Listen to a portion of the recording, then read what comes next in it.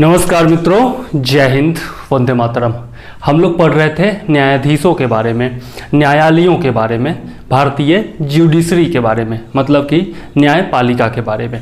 तो हम लोगों ने सुप्रीम कोर्ट के बारे में देख लिया था, सुप्रीम कोर्ट की शक्तियों के बारे में देख लिया था। आज बारी है उच्च न्यायालय की। हम लोग आज हाई कोर्ट्स के बारे में पढ़ेंगे, ठीक है। हाई कोर्ट्स के बारे में जो भी बेसिक चीज़ें हैं वो सारा इस वीडियो में पढ़ लेंगे, और उसके बाद नेक्स्ट वीडियो आएगा जिसमें हम लोग उच्च न्यायालय और उच्चतम न्यायालय के बीच जो बेसिक डिफरेंस होता है कार्यों में, शक्तियों में, इन सब के बारे में पढ़ेंगे। और सबसे लास्ट में एक वीडियो आएगा जिसमें हम अधीनस्थ न्यायालयों के बारे में पढ़ेंगे, ठीक है। तो इस प्रकार से हमारा न्यायपालिका भी समाप्त हो जाएगा। इससे पहले हम लोग कार्यपालिका पढ़ चुके हैं, विधायिका पढ़ चुके हैं, और उससे पहले के जितने भी पार्ट हैं वो सारे हम लोग पढ़ चुके हैं।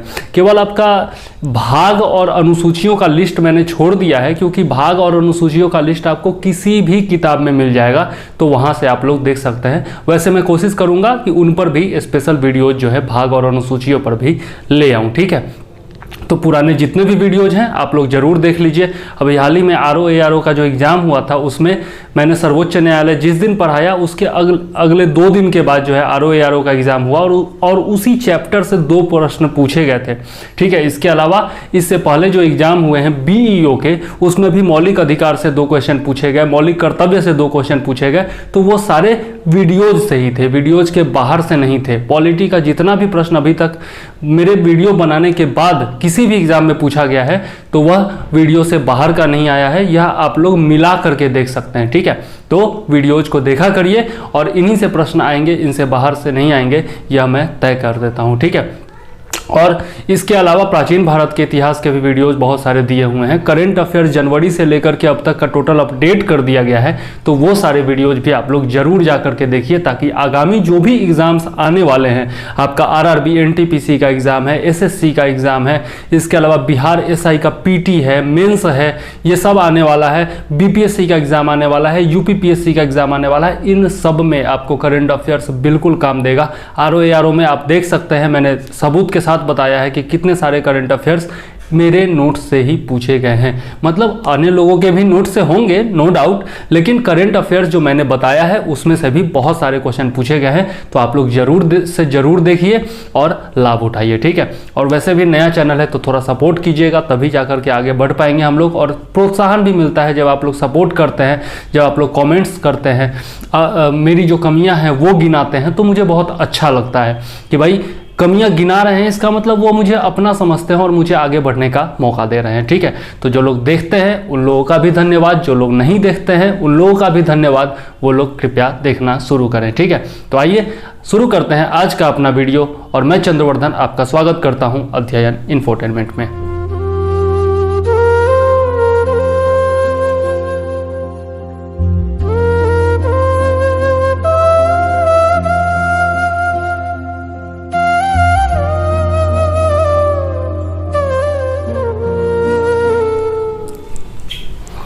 आइए देखते हैं उच्च न्यायालयों के बारे में। अगर उच्च न्यायालयों की बात करें तो 1862 में सर्वप्रथम कलकत्ता, बम्बई और मद्रास में उच्च न्यायालयों की स्थापना की गई थी।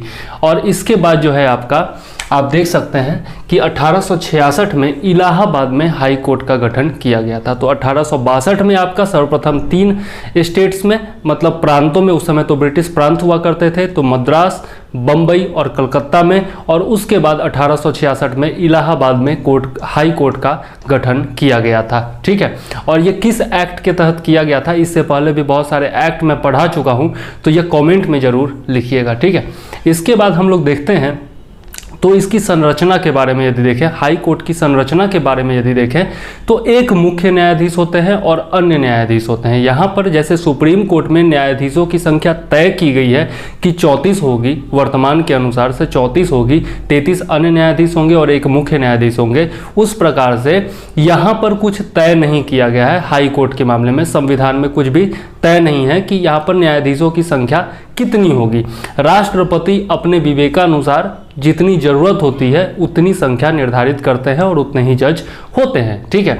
इसकी संरचना में यही है, ठीक।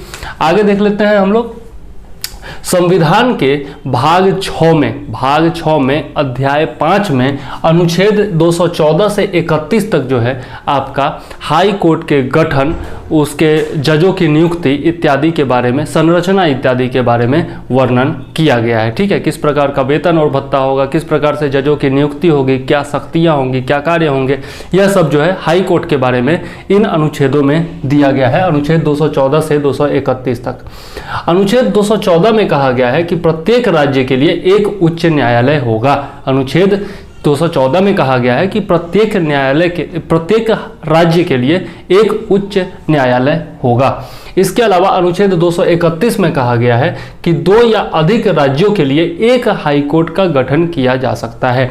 और यह जो है आपका 7वां संविधान संशोधन 1956 के द्वारा यह आदेश जारी किया गया था। अनुच्छेद 231 के तहत जो है 2 या अधिक राज्यों के लिए एक हाई कोर्ट का गठन किया जा सकता है। और यह हम लोग आगे देखेंगे कि विभिन्न राज्यों, या फिर आप किसी भी किताब से सूची निकाल करके देख सकते हैं कि विभिन्न राज्यों के लिए 2 या 2 से अधिक राज्यों के लिए या फिर केंद्र शासित प्रदेशों के लिए एक ही उच्च न्यायालय का गठन किया गया है। अब से कुछ समय पहले तक, उदाहरण के लिए बताता हूं, अब से 2019 से पहले तक आपका आंध्र प्रदेश और तेलंगाना के लिए एक ही हाई कोर्ट हुआ करता था, लेकिन अब जो है आंध्र प्रदेश और तेलंगाना दोनों के लिए अलग अलग हाई कोर्ट हो गए हैं। ठीक है, तो अमरावती में, आंध्र प्रदेश के अमरावती में जो है यह अलग उच्च न्यायालय का गठन किया गया है।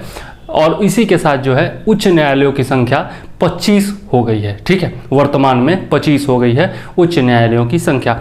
तो यहाँ पर हम लोग देखते हैं कि 2 या 2 से अधिक राज्यों के लिए या फिर केंद्र शासित प्रदेशों के लिए एक ही उच्च न्यायालय का गठन किया जा सकता है। 7वां संविधान संशोधन 1956 के द्वारा यह प्रावधान किया गया था। इसके बाद देखते हैं तो 216 में, अनुच्छेद 216 में हाई कोर्ट के गठन का प्रावधान किया गया है। ठीक है, गठन में देखें तो मैंने बताया जैसा कि मुख्य न्यायाधीश होते हैं और अन्य न्यायाधीश होते हैं। संविधान में इसके बारे में संख्या जो है वह निर्धारित नहीं की गई है। ठीक है, आगे देख लेते हैं योग्यताओं के बारे में। तो अनुच्छेद 217(2) में यह दिया गया है हाई कोर्ट में क्या योग्यता होगी जजों की नियुक्ति के लिए, वह आपका अनुच्छेद 217(2) में दिया गया है। ठीक है, 10 वर्ष तक जो है भारतीय राज्य क्षेत्र के अंदर किसी भी व्यक्ति को 10 वर्ष तक न्यायिक पद पर होना अनिवार्य है यदि उसे हाई कोर्ट का जज बनना है तो, यदि हाई कोर्ट का न्यायाधीश बनना है तो, या फिर किसी भी हाई कोर्ट में, मतलब सभी हाई कोर्ट्स को मिला करके 10 वर्ष तक वकालत का अनुभव होना चाहिए, तभी जाकर के न्यूनतम 10 वर्ष का अनुभव होना चाहिए, तभी वो हाई कोर्ट का जज बन सकता है। ठीक है, यह आपका वकालत का अनुभव कहने का मतलब कि अधिवक्ता रहा हो। ठीक है, तो यह जो है प्रावधान किए गए हैं योग्यताओं से संबंधित। ठीक है, इसके अलावा जो बाकी योग्यताएं हैं वो मैं सुप्रीम कोर्ट वाले चैप्टर में बता चुका हूं, तो सुप्रीम कोर्ट वाला जो वीडियो है वह जरूर देख लीजिए, क्योंकि अब बहुत सारे पोर्शन जो है हाई कोर्ट के वह सुप्रीम कोर्ट वाले वीडियोज में आपको मिल जाएंगे और इसीलिए मैं यहाँ पर उसको डिस्क्राइब नहीं करूँगा। तो इस वीडियो को देखने से पहले सुप्रीम कोर्ट वाला वीडियो जो है वह जरूर देख लीजिए। तो बाकी सारी योग्यताएं जो होंगी वो सुप्रीम कोर्ट के ही समान होंगी। भारत का नागरिक होना चाहिए, पागल या दिवालिया नहीं होना चाहिए, मतलब कि मानसिक रूप से विक्षिप्त या फिर बैंकरप्ट नहीं होना चाहिए, यह सब प्रावधान जो है वह है। ठीक, आगे देख लेते हैं नियुक्ति के बारे में। तो अनुच्छेद 217 में जो है हाई कोर्ट के जजों की नियुक्ति के बारे में दिया गया है। ठीक है, कि किस प्रकार से हाई कोर्ट के मुख्य जज, मुख्य न्यायाधीश और अन्य न्यायाधीशों की नियुक्ति होगी। तो जब मुख्य न्यायाधीश के नियुक्ति की बात आती है तो जो राष्ट्रपति हैं वह सलाह लेते हैं किससे? CJI से, मतलब कि भारत के मुख्य न्यायाधीश से और संबंधित राज्य के राज्यपाल से। जिस राज्य में वह हाई कोर्ट अवस्थित है उस राज्य के राज्यपाल से सलाह लेते हैं। और अन्य न्यायाधीशों की नियुक्ति के मामले में जो है CJI और राज्यपाल के अलावा उस संबंधित हाई कोर्ट के मुख्य न्यायाधीश से भी सलाह ली जाती थी। ठीक है, लेकिन बाद में जो है 1998 में आपका, जैसा मैंने बताया था पिछले वीडियो में बताया था सुप्रीम कोर्ट वाले वीडियो में, कि 1998 में तीसरे जज के संदर्भ में, न्यायाधीशों के संदर्भ में जो तीसरा मामला था उसके अनुसार एक कॉलेजियम बनाया गया और उस कॉलेजियम के सलाह पर ही, लिखित सलाह पर ही राष्ट्रपति जो है वह न्यायाधीशों की एवं मुख्य न्यायाधीश की नियुक्ति करते हैं। ठीक है, और कॉलेजियम में जो होते हैं सीजेआई होते हैं, ठीक है। सीजेआई मतलब कि भारत के मुख्य न्यायाधीश होते हैं और 2 वरिष्ठतम न्यायाधीश भी होते हैं, ठीक है। तो 3 सदस्यों का कॉलेजियम होता है जिसकी लिखित सलाह पर राष्ट्रपति जो है वह हाई कोर्ट के मुख्य न्यायाधीश एवं अन्य न्यायाधीशों की नियुक्ति करते हैं, ठीक है। तो यह हो गया नियुक्ति से संबंधित प्रावधान। आगे देख लेते हैं कार्यकाल के बारे में। तो संविधान में जो है कोई न्यूनतम आयु नहीं दी गई है कि किस न्यूनतम आयु पर जो है कोई भी व्यक्ति हाई कोर्ट का जज या फिर मुख्य जज बन सकता है, लेकिन सामान्यतः व्यावहारिक तौर पर उसको जो है मतलब कि सीजेआई का एक भारत के मुख्य न्यायाधीश और अन्य सुप्रीम कोर्ट के जो न्यायाधीश हैं उनका एक बैठक हुआ था और उस बैठक में फैसला लिया गया था कि व्यावहारिक तौर पर जो उम्र होना चाहिए, न्यूनतम उम्र जो होना चाहिए वह 45 वर्ष से अधिक होना चाहिए। यह संवैधानिक तौर पर नहीं है, लेकिन व्यावहारिक तौर पर ऐसा माना जाता है कि 45 वर्ष से ऊपर जो है उसकी आयु होनी चाहिए मुख्य न्यायाधीश बनने के लिए या फिर हाई कोर्ट का जज बनने के लिए, ठीक है। अधिकतम आयु की बात करें तो 62 वर्ष अधिकतम आयु निर्धारित है। 62 वर्ष की आयु पूर्ण करने तक कोई भी व्यक्ति जो है वह यदि योग्य है तो वह हाई कोर्ट का न्यायाधीश बन सकता है। तो यह है इसके कार्यकाल के बारे में, ठीक है। आगे देख लेते हैं शपथ एवं प्रतिज्ञान। तो अनुच्छेद 219 के अनुसार संबंधित राज्य के राज्यपाल या फिर राज्यपाल द्वारा इस कार्य के लिए नियुक्त किसी व्यक्ति के समक्ष जो है हाई कोर्ट के न्यायाधीश एवं मुख्य न्यायाधीश जो है वह शपथ लेंगे और इनका जो शपथ है उसका प्रारूप जो है वह अनुसूची 3 में दिए गए शपथ के प्रारूप के अनुसार होगा। यह जरूर याद रखिएगा। सुप्रीम कोर्ट का जो न्यायाधीश थे, सुप्रीम कोर्ट के जो न्यायाधीश थे उनके लिए शपथ का प्रारूप अलग था। सुप्रीम कोर्ट के न्यायाधीश और जो आपके महान्यायवादी होते हैं, अटॉर्नी जनरल होते हैं, उनके लिए शपथ का प्रारूप अलग से दिया हुआ है, ठीक है। और उन्हीं दोनों के लिए शपथ का प्रारूप अलग से दिया हुआ है। बाकी जो आपके न्यायाधीश हैं, हाई कोर्ट के न्यायाधीश हैं, वह अनुसूची 3 में दिए गए शपथ के प्रारूप के अनुसार ही शपथ लेते हैं। यह बहुत इंपॉर्टेंट पॉइंट है, याद रखिएगा, ठीक है। वेतन एवं भत्तों की बात करें तो वेतन एवं भत्ते जो होते हैं वह संसद के द्वारा तय किए जाते हैं। वेतन और भत्ते जो भी होते हैं, आपका मुफ्त आवास दिया जाता है, टेलीफोन की सुविधा होती है, कार की सुविधा होती है, अन्य सुविधाएं होती हैं, तो यह सब जो है संसद के द्वारा तय किया जाता है, ठीक है। और वित्तीय आपातकाल को छोड़कर, यह याद रखिएगा, वित्तीय आपातकाल को छोड़कर उनके वेतन एवं भत्तों में कभी भी कटौती नहीं की जा सकती है, ठीक है। यह जरूर याद रखिएगा, ठीक है। पेंशन की बात करें तो जब सेवानिवृत्ति होती है किसी भी जज की, हाई कोर्ट के जज की जब सेवानिवृत्ति होती है तो सेवानिवृत्ति से पहले जो आखिरी माह का उनका कार्यकाल होता है तो उस आखिरी माह में जो उनका वेतन है उसका आधा जो होता है वह पेंशन के रूप में दिया जाता है। यदि मान लिया कि 2.5 लाख रुपया उनका आखिरी माह का वेतन था तो 1.25 लाख रुपया उनको पेंशन प्रति माह दिया जाएगा सेवानिवृत्ति के बाद, ठीक है। यह जरूर याद रखिएगा। ऐसा ही सुप्रीम कोर्ट में भी था और वैसा ही यहां पर भी है, हाई कोर्ट के मामले में भी है, ठीक है। आगे देख लेते हैं पद की रिक्ति। तो 62 वर्ष की आयु यदि वो पूर्ण कर लेते हैं तो पद उनका रिक्त हो जाएगा। इसके अलावा वो अपना लिखित जो है स्वेच्छा से लिखित त्याग पत्र दे सकते हैं राष्ट्रपति को और फिर जो है सेवानिवृत्ति ले सकते हैं, या फिर उन पर महाभियोग भी चलाया जा सकता है। महाभियोग की प्रक्रिया उसी अनुसार है जैसा सुप्रीम कोर्ट में था। तो महाभियोग की प्रक्रिया के बारे में जो है मैं आपको पहले ही बता चुका हूं, तो वो वीडियो आप लोग देख लीजिए, महाभियोग की पूरी प्रक्रिया आपको समझ में आ जाएगी, ठीक है।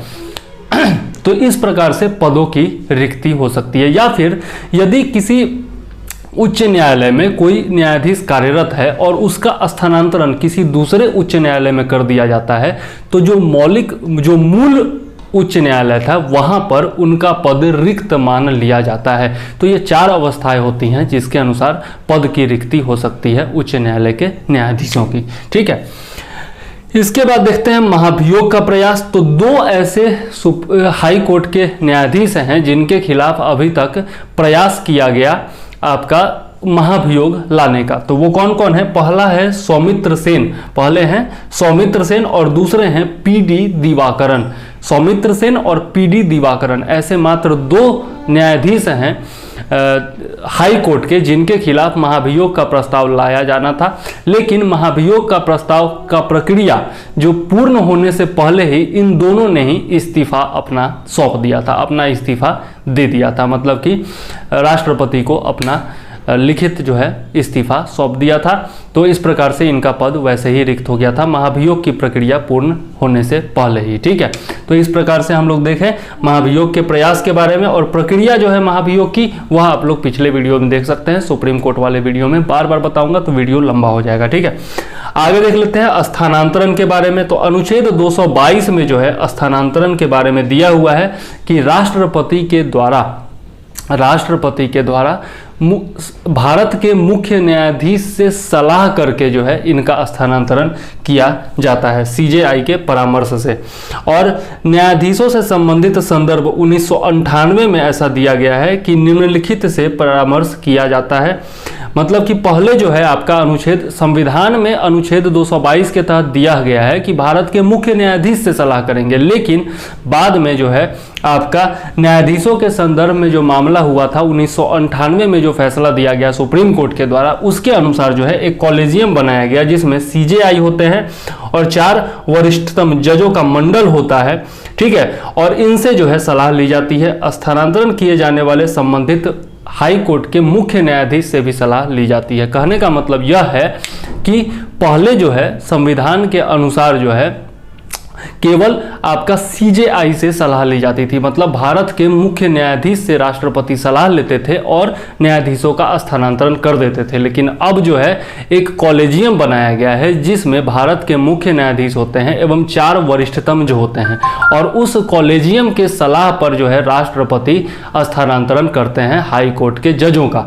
ठीक है, और स्थानांतरण करने के लिए जो है संबंधित हाई कोर्ट के, जिस हाई कोर्ट से ट्रांसफर हो रहा है उस हाई कोर्ट के मुख्य न्यायाधीश से भी लिया जाएगा आपका सलाह, और जिस हाई कोर्ट में ट्रांसफर हो रहा है उस हाई कोर्ट के मुख्य न्यायाधीश का भी सलाह लिया जाएगा। तो इस प्रकार से इन लोगों से सलाह के बाद राष्ट्रपति जो है जज का स्थानांतरण कर सकते हैं, न्यायाधीश का स्थानांतरण कर सकते हैं। ठीक है, तो अब आपको शायद समझ में आ गया होगा। और जो स्थानांतरण होता है वह आम राय पर होना चाहिए, मतलब कॉलेजियम के जितने भी सदस्य हैं उनका बहुमत उसमें शामिल होना चाहिए, आम राय बनना चाहिए, और उसके बाद जो है लिखित सलाह जरूर होनी चाहिए, तभी जाकर के राष्ट्रपति स्थानांतरण करेंगे। यह याद रखिएगा।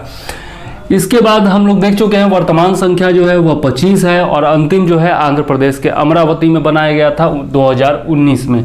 और केवल एकमात्र संघ राज्य क्षेत्र दिल्ली है जिसका अपना हाई कोर्ट है, बाकी किसी भी संघ राज्य क्षेत्र में अपना हाई कोर्ट नहीं है, यह भी याद रखिएगा। ठीक है, अब हम लोग देख लेते हैं कार्यकारी मुख्य न्यायाधीश के बारे में। तो अनुच्छेद 223 में यह कहा गया है कि कार्यकारी न्यायाधीश बनाया जा सकता है। कब बनाया जा सकता है? उसी कोर्ट के, उसी हाई कोर्ट के किसी जज को जो है आपका कार्यकारी न्यायाधीश बनाया जा सकता है, कार्यकारी मुख्य न्यायाधीश बनाया जा सकता है। कब बनाया जा सकता है? जब मुख्य न्यायाधीश जो है वह नियुक्त ना हो, मतलब कि मुख्य न्यायाधीश सेवानिवृत्त हो चुके हैं या फिर किसी कारण से उनका पद रिक्त हो चुका है और उस पद पर अभी कोई नहीं है, तो राष्ट्रपति क्या करेंगे? कार्यकारी मुख्य न्यायाधीश बना देंगे। या फिर जो मुख्य न्यायाधीश हैं वह किसी कारण से अपना काम करने में अक्षम है, कहने का मतलब यदि बीमार हो सकते हैं या फिर अस्थायी तौर पर कहीं जा सकते हैं, तो उस स्थिति में जो है कार्यकारी मुख्य न्यायाधीश राष्ट्रपति बनाते हैं। ठीक है, लेकिन कार्यकारी मुख्य न्यायाधीश उसी हाई कोर्ट के किसी न्यायाधीश को बनाया जाएगा, यह याद रखिएगा। ठीक है, इसके बाद है अपर एवं कार्यकारी न्यायाधीश। अनुच्छेद 224 के तहत जो है अधिक कार्य होने पर, यदि अकस्मात जो है अस्थायी तौर पर किसी हाई कोर्ट में अधिक कार्य आ गया है और कार्य का निपटाना करने में विलंब हो रहा है, तब जो है कार्यकारी न्यायाधीश की नियुक्ति की जा सकती है राष्ट्रपति के द्वारा। ठीक है, यह याद रखिएगा। और अधिकतम 2 वर्ष की अवधि के लिए ही कार्यकारी न्यायाधीश नियुक्त किए जा सकते हैं। यह भी याद रखिएगा, यह बहुत इंपॉर्टेंट पॉइंट है कि अधिकतम 2 वर्ष के लिए ही किसी को भी कार्यकारी न्यायाधीश नियुक्त किया जा सकता है। और जो कार्यकारी न्यायाधीश नियुक्त होगा उसमें योग्यता होनी चाहिए कि वह उच्च न्यायालय का न्यायाधीश बन सके। जैसा मैंने बताया, योग्यता क्या है, 10 वर्ष तक अधिवक्ता होना चाहिए हाई कोर्ट में, या फिर भारत के राज्य क्षेत्र में कहीं भी 10 वर्ष का उसका अनुभव होना चाहिए न्यायिक क्षेत्र में। ठीक है, आगे देख लेते हैं। तो अपर जो न्यायाधीश होता है, अपर जो न्यायाधीश होता है वह केवल आपका हाई कोर्ट में होता है। जिस प्रकार से तदर्थ न्यायाधीश जो होते हैं उनकी नियुक्ति केवल सुप्रीम कोर्ट में होती है, उसी प्रकार से अपर न्यायाधीश की नियुक्ति जो होती है वह केवल हाई कोर्ट में होती है। यह भी इंपॉर्टेंट पॉइंट है, याद रखिएगा। ठीक है, अनुच्छेद 224(2) के तहत जब और ये नियुक्ति कब की जाती है, अपर या फिर जो है आपके ये कार्यकारी न्यायाधीश हैं, इनकी नियुक्ति कब की जाती है। जैसा मैंने बताया था ऊपर में कि यदि मुख्य न्यायाधीश का पद रिक्त हो जाए, किसी कारण से अस्थायी तौर पर रिक्त हो और वो अपना कार्य करने में सक्षम न हो, तब क्या किया जाता है कि हाई कोर्ट के किसी न्यायाधीश को जो है मुख्य न्यायाधीश बना दिया जाता है, कार्यकारी मुख्य न्यायाधीश बना दिया जाता है। और जब कार्यकारी न्यायाधीश किसी जज को बना दिया जाएगा तो उसका स्थान फिर खाली हो जाएगा, तो उसका स्थान खाली हो जाएगा तो वर्क उसका पेंडिंग हो जाएगा। तो उस स्थिति में जो है आपका अपर या फिर कार्यकारी न्यायाधीश की नियुक्ति राष्ट्रपति करते हैं। ठीक है, यह याद रखिएगा। ठीक है, यह दिया हुआ है आपका अनुच्छेद 224(2) के तहत। ठीक, आगे देख लेते हैं सेवानिवृत्त न्यायाधीशों की नियुक्ति। तो 224(क) के तहत, अनुच्छेद 224(क) के तहत जो है राष्ट्रपति की पूर्व अनुमति से संबंधित हाई कोर्ट के जो मुख्य न्यायाधीश होते हैं वह किसी सेवानिवृत्त न्यायाधीश को अपने कार्य पर दोबारा बुला सकते हैं। कोई काम निपटाना हो, अचानक जो है बहुत सारा काम आ गया हो, तो उस स्थिति में जो है उनको बुलाया जा सकता है दोबारा काम करने के लिए। ठीक है, लेकिन उसमें जिनको बुलाया जा रहा है, जिस सेवानिवृत्त न्यायाधीश को बुलाया जा रहा है, उनकी सहमति आवश्यक है। ठीक है, वो किसी को बाध्य नहीं किया सकता है कि हाँ आपको जबरदस्ती आना ही होगा, ऐसा नहीं किया सकता है। उनकी सहमति आवश्यक होनी चाहिए और राष्ट्रपति की पूर्व अनुमति भी होनी चाहिए। ठीक है, और जो वेतन और भत्ते निर्धारित किए जाएंगे वह राष्ट्रपति के द्वारा निर्धारित किए जाएंगे। जब तक वह सेवानिवृत्ति के बाद जो न्यायाधीश आए हैं, जब तक वो अपना काम करते हैं, तब तक जो है राष्ट्रपति के इच्छा अनुसार, मतलब कि राष्ट्रपति जैसा निर्धारित करेंगे उसी अनुसार उन्हें वेतन एवं भत्ता दिया जाएगा। उनके पास जितनी भी शक्तियां होंगी, जितने भी कार्य करने का क्षेत्राधिकार होगा, वह हाई कोर्ट के न्यायाधीश के बराबर ही होगा, लेकिन उनको तकनीकी तौर पर हाई कोर्ट का न्यायाधीश नहीं माना जाएगा। यह भी इंपॉर्टेंट पॉइंट है, याद रखिएगा। ठीक है, आगे देख लेते हैं उच्च न्यायालयों की स्वतंत्रता के बारे में। तो जिस प्रकार से सुप्रीम कोर्ट में न्यायालयों की स्वतंत्रता के बारे में हम लोगों ने पढ़ा था, सेम लगभग वही है यहाँ पर भी, केवल अनुच्छेद चेंज है। ठीक है, बाकी सब प्रावधान वही हैं कि न्यायालय की स्वतंत्रता के लिए क्या क्या प्रावधान किए गए हैं। वहाँ पर मैंने डिटेल में बताया है, वो वीडियो जरूर देख लीजिएगा। यहाँ पर केवल अनुच्छेद बता देता हूँ। तो पहला है आपका न्यायाधीशों की नियुक्ति। ठीक है, न्यायाधीशों की नियुक्ति आप लोग देख सकते हैं कि कार्यपालिका से स्वतंत्र हो गया है, मतलब कॉलेजियम प्रणाली के तहत ही जो है, कॉलेजियम प्रणाली के तहत जो है न्यायाधीशों की नियुक्ति की जाती है। कॉलेजियम की सलाह पर राष्ट्रपति के द्वारा नियुक्ति की जाती है। कार्यपालिका का उसमें कोई हस्तक्षेप नहीं होता है, इसलिए न्यायपालिका जो होती है वह स्वतंत्र होती है। हाई कोर्ट के जो न्यायाधीश होते हैं वह स्वतंत्र रूप से अपना कार्य कर पाते हैं। दूसरा है कार्यकाल की सुरक्षा। कार्यकाल की सुरक्षा इसलिए है क्योंकि जितना उनका कार्यकाल है 62 वर्ष की आयु पूर्ण होने तक जो है उनको हटाया नहीं जा सकता है, कि मतलब महाभियोग के द्वारा ही हटाया जा सकता है। वैसे कार्यपालिका चाहे तो उनको हटा नहीं सकती है। तो इसलिए कार्यकाल की सुरक्षा होती है। उनको किसी बात का डर नहीं होता है कि हाँ भाई हम किसी के खिलाफ निर्णय दे देंगे तो हमको हटा दिया जाएगा, या फिर जो प्रधानमंत्री है वो मेरे साथ ऐसा कर सकते हैं, मुख्यमंत्री मेरे साथ ऐसा कर सकते हैं। ऐसा कुछ नहीं है। कार्यकाल की उनकी सुरक्षा होती है। वेतन एवं भत्ते की भी सुरक्षा होती है। वित्तीय आपातकाल के अलावा उनके वेतन में कटौती भी नहीं की जा सकती है। तो ये सब प्रावधान किए गए हैं ताकि न्यायपालिका जो है वह स्वतंत्रता के साथ जो है अपना निर्णय निष्पक्ष रूप से दे सके। वेतन आदि की सुरक्षा अनुच्छेद 229 के तहत है। ठीक है, इसके अलावा अवमानना पर दंड का भी प्रावधान किया गया है। यदि न्यायालय की अवमानना करते हैं, सुप्रीम कोर्ट हो या हाई कोर्ट हो, कोई भी हो, कि अगर न्यायालय की आप अवमानना करते हैं तो उसको दंड देने की भी शक्ति है। ठीक है, और इसके लिए न्यायालय अवमानना अधिनियम, हाई कोर्ट के लिए न्यायालय अवमानना अधिनियम 1971 बनाया गया है और सुप्रीम कोर्ट के लिए न्यायालय अवमानना अधिनियम 1977 बनाया गया है। ठीक है, आगे देख लेते हैं। आचरण पर बहस नहीं, अनुच्छेद 131 के तहत आपका सुप्रीम कोर्ट हो या हाई कोर्ट हो, उसके जजों के व्यवहार या फिर उसके निर्णय इत्यादि पर जो है आपका बहस नहीं किया जाएगा। ठीक है, किस प्रकार से वह न्यायालय का संचालन करता है, इस सब पर जो है संसद में या फिर संसद में बहस नहीं किया सकता है। कार्यपालिका उस पर बहस नहीं कर सकती है या फिर मतदान नहीं कर सकती है। ठीक है, तो इस प्रकार से कार्यपालिका से स्वतंत्रता सुनिश्चित की गई है न्यायपालिका की। इसके अलावा कार्यपालिका के हस्तक्षेप से स्वतंत्रता, तो कार्यपालिका के हस्तक्षेप से स्वतंत्रता के लिए जो है आपका आपराधिक कानून, आपराधिक प्रक्रिया संहिता CRPC बनाया गया है। 1973 CRPC आपराधिक प्रक्रिया संहिता जो है वह बनाई गई है और उसके द्वारा कार्यपालिका से स्वतंत्रता दी गई है। कहने का मतलब पहले क्या हुआ करता था कि कार्यपालिका का कोई अधिकारी भी जो होता था वह न्यायिक क्षेत्र में काम कर सकता था, लेकिन इसके बाद जो है आपका आपराधिक प्रक्रिया संहिता 1973 के बाद से ऐसा संभव नहीं है। कार्यपालिका का कोई भी आदमी जो है वह न्यायिक क्षेत्र में दखल नहीं दे सकता है, वह न्यायिक कार्य नहीं कर सकता है। ठीक है, यह नियम बनाया गया है। ठीक है, आगे देख लेते हैं। सेवा निवृत्ति के बाद जो है आपका किसी भी अदालत में कार्य करने पर रोक लगाया गया है, वकालत करने पर रोक लगाया गया है अनुच्छेद 220 के तहत। ठीक है, अनुच्छेद 220 के तहत जो है सेवानिवृत्ति के बाद कार्य करने पर रोक लगाया गया है, मतलब कि किसी अन्य अदालत में वकालत करने पर रोक लगाया गया है।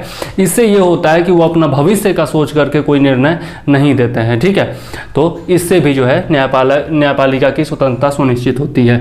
इसके अलावा अनुच्छेद 229 के तहत हाई कोर्ट जो है अपने स्टाफ की नियुक्ति स्वयं ही करती है, कार्यपालिका उसकी नियुक्ति नहीं करती है।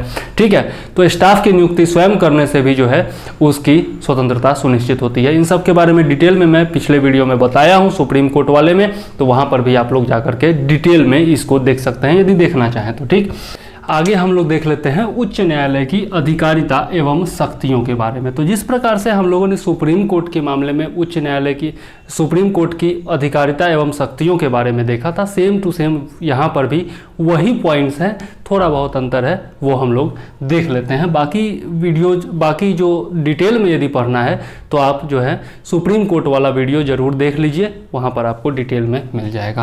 पहला जो है आपका मूल या प्रारंभिक क्षेत्राधिकार है। तो विभिन्न प्रकार के जो सिविल मामले हैं वह सीधे हाई कोर्ट में ले जाए जा सकते हैं, आपराधिक मामले नहीं ले जाए जा सकते हैं, वह मैं बाद में बताऊंगा। सिविल मामलों में कौन कौन से मामले होते हैं, तो आपका विवाह से संबंधित मामला हो गया, आपका दहेज से संबंधित मामला हो गया, आपका तलाक से संबंधित मामला हो गया, फिर आपका विभिन्न कानूनों से संबंधित मामला हो गया।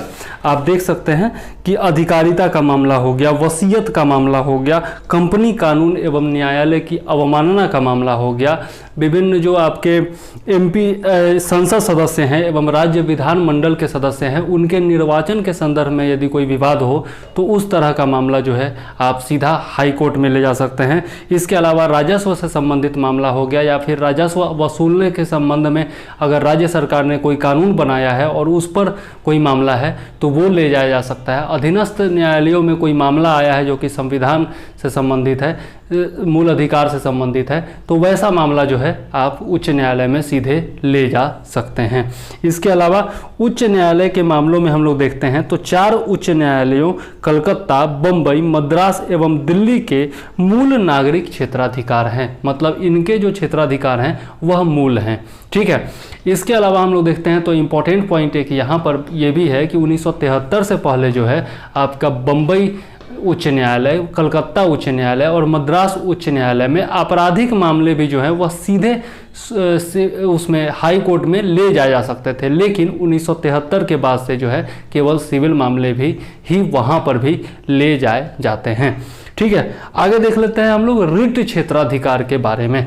तो जैसा हम लोगों ने देखा था रिट क्षेत्राधिकार में सुप्रीम कोर्ट में देखा था, उसी प्रकार का यहाँ पर भी है। सुप्रीम कोर्ट में अनुच्छेद 32 के तहत प्राप्त था, यहाँ पर अनुच्छेद 226 के तहत हाई कोर्ट को रिट जारी करने की शक्ति प्राप्त है। लेकिन हम लोग देखते हैं कि सुप्रीम कोर्ट जो है वह रिट जारी कर सकता है केवल मूल अधिकारों के प्रवर्तन के मामले में, जबकि हाई कोर्ट जो है वह रिट जारी कर सकता है मूल अधिकारों के मामले में भी और विधिक अधिकारों के मामले में भी, मतलब अन्य मामलों में भी जो है हाई कोर्ट रिट जारी कर सकता है।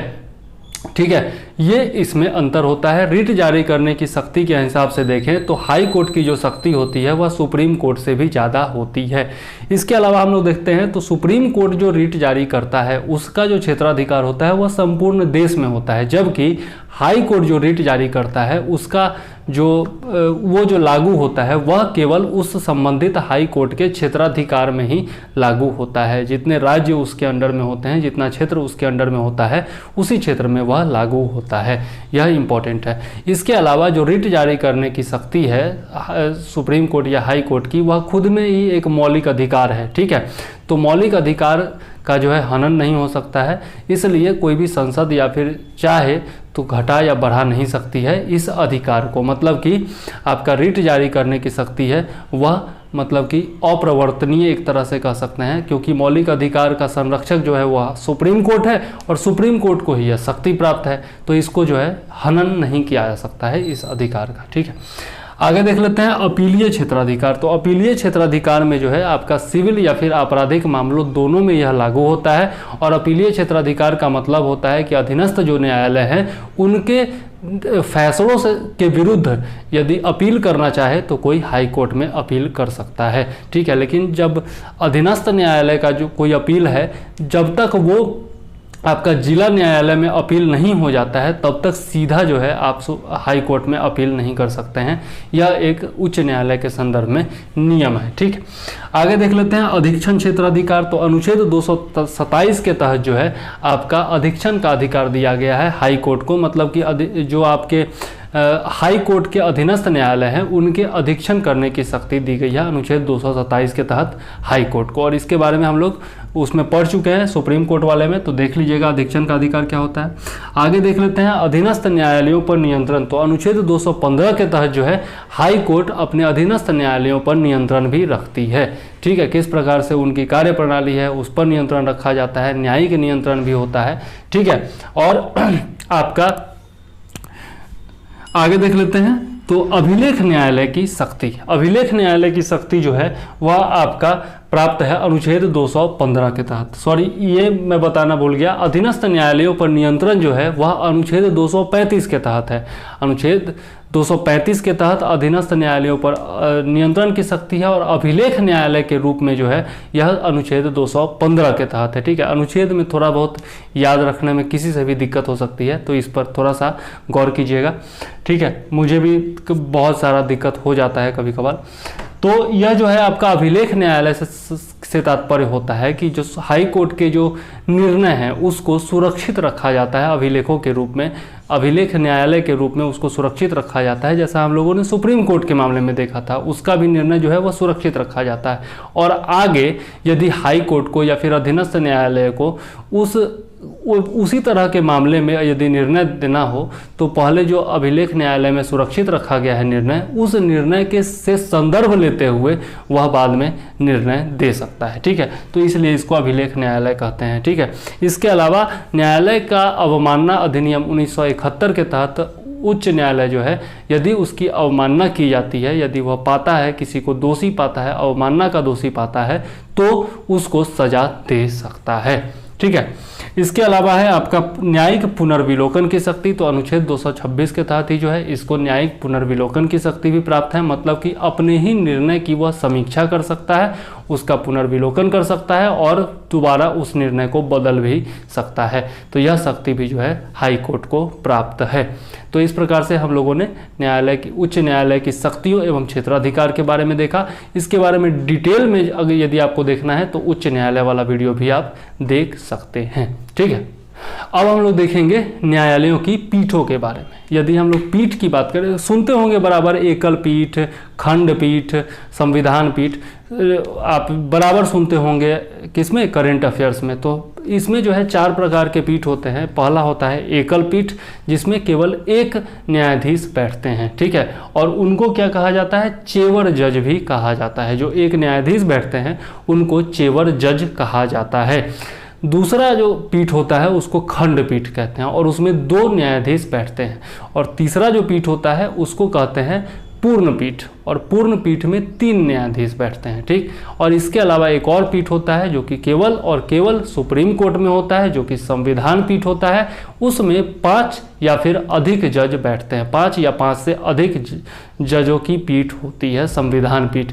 और यह जो है आपका संविधान पीठ बैठती है जब संविधान की व्याख्या से संबंधित कोई मामला हो, कार्यपालिका ने कोई कानून बनाया हो और उसकी संवैधानिकता पर प्रश्न चिन्ह उठ खड़ा हुआ हो, या फिर राष्ट्रपति जो है आपका अनुच्छेद 143 के तहत सलाह मांगे, संविधान से संबंधित किसी विषय पर सलाह मांगे आपका CJI से, मतलब कि भारत के मुख्य न्यायाधीश से, तब जाकर के संविधान पीठ बैठती है।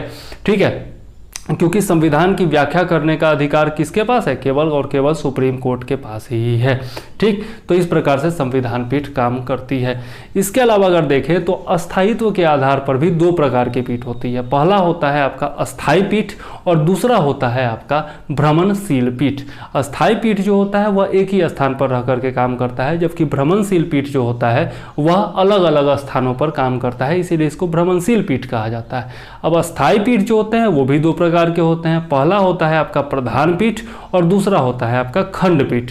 ठीक है, प्रधान पीठ का उदाहरण यदि और खंड पीठ का यदि उदाहरण देखें तो उत्तर प्रदेश के जो लोग हैं वो जानते होंगे कि उत्तर प्रदेश में जो आपका इलाहाबाद का पीठ है वह प्रधान पीठ है, जबकि लखनऊ का जो पीठ है वह आपका खंड पीठ है। उसी प्रकार से मध्य प्रदेश के लोग जानते होंगे कि आपका मध्य प्रदेश में जब्बलपुर का जो पीठ है वह प्रधान पीठ है, जबकि इंदौर ग्वालियर में जो पीठ है वह आपका खंड पीठ है। ठीक है, तो इस प्रकार से आप अंतर देख सकते हैं उदाहरण सहित। ठीक, तो इस प्रकार से न्यायालय की पीठें होती हैं। अब हम लोग देखें न्यायालय की भाषा के बारे में। तो न्यायालय की भाषा के बारे में यदि देखें तो अनुच्छेद 348 में जो है न्यायालय की भाषा क्या होगी इसके बारे में वर्णन दिया गया है। सुप्रीम कोर्ट के बारे में कहा गया है कि सुप्रीम कोर्ट में केवल एक भाषा में कार्य होगा, वह होगी अंग्रेजी भाषा। ठीक है, वहाँ पर जो भी कार्य होंगे सुप्रीम कोर्ट में, चाहे वो जिरह किया जाए या फिर जो निर्णय देना हो, वो जो भी काम होगा वो सारा अंग्रेजी भाषा में होगा। लेकिन हाई कोर्ट के मामले में इसमें थोड़ा छूट दिया गया है, रियायत दी गई है। रियायत यह दी गई है कि अंग्रेजी के अलावा जो है हिंदी या फिर अन्य जो शासकीय मतलब कि जो भाषा है, उस राज्य का जो शासकीय भाषा है, किसी राज्य में तमिल होता है, किसी में तेलुगु होता है, किसी में मलयालम होता है, किसी में बांग्ला होता है, तो शासकीय भाषा में भी जो है कार्य हो सकता है। और इसके आधार पर अभी तक 5 राज्य ऐसे हैं जहां 5 हाई कोर्ट और 5 राज्य ऐसे हैं जहां पर आपका काम होता है हिंदी और क्षेत्रीय भाषा में। हिंदी भाषा में जो जहाँ जहाँ कार्य होता है वह आपका है 4 टोटल। उसमें आपका उत्तर प्रदेश है, बिहार है, मध्य प्रदेश है और राजस्थान है। इन चारों उच्च न्यायालयों में जो है आपका हिंदी में भी कार्य होता है, अंग्रेजी के अलावा हिंदी में भी कार्य होता है। जबकि आपका एक 2010 से चालू हुआ था, तमिलनाडु 5वां राज्य है जिसका जो हाई कोर्ट है वह मद्रास में है, और 2010 के बाद से ये मद्रास में जो है अंग्रेजी के अलावा आपका तमिल भाषा में भी कार्य होता है। तो इन 5 राज्यों को छोड़ दे आपका बिहार हो गया, यूपी हो गया, मध्य प्रदेश, राजस्थान और आपका तमिलनाडु, इन 5 को छोड़ दे तो बाकी हर जगह जो है आपका अंग्रेजी भाषा में ही अभी भी काम हो रहा है। अगर हम बात करें अधीनस्थ न्यायालयों की, तो अधीनस्थ न्यायालयों की क्या भाषा होगी इसके बारे में संविधान में कुछ भी नहीं कहा गया है। अधीनस्थ न्यायालय जो होते हैं वो अपने राज्य सरकार के अनुसार जो भाषा होती है उसी में कार्य करते हैं। ठीक है, तो इस प्रकार से हम लोगों ने उच्च न्यायालय के बारे में पढ़ लिया।